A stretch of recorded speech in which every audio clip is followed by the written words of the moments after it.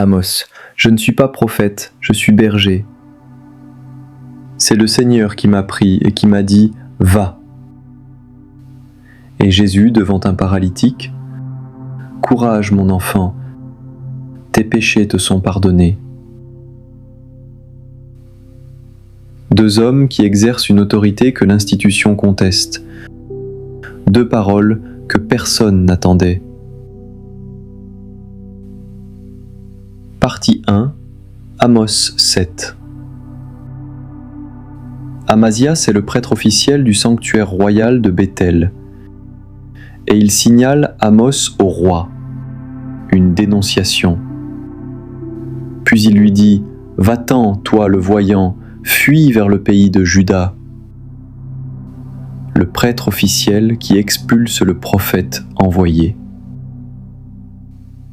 Et la réponse d'Amos, Lo Nabi Anoki, je ne suis pas prophète de formation, je suis boker, éleveur.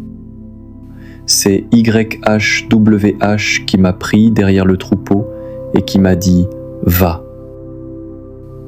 Autorité directe, sans intermédiaire institutionnel. Le conflit entre la prophétie charismatique et l'institution cultuelle est aussi vieux que l'Ancien Testament. Et Amos l'incarne dans sa personne. Berger, sans titre, sans formation, mais envoyé. Partie 2, Matthieu 9. Jésus voit la foi. Idon ten pistin auton. Non pas du paralytique seul, de ceux qui le portent. La foi des autres peut porter quelqu'un jusqu'à Jésus. Et Jésus dit d'abord « Tes péchés te sont pardonnés », pas « Tu es guéri ». Le pardon précède la guérison. Comme si la libération intérieure était première par rapport à la libération du corps. Les scribes scandalisés pensent juste « Seul Dieu pardonne ». Mais ils ne savent pas encore à qui ils parlent. Et Jésus articule « Pour que vous sachiez que le Fils de l'homme a exousia, autorité, de pardonner sur la terre. » Et le paralytique se lève. La guérison valide le pardon.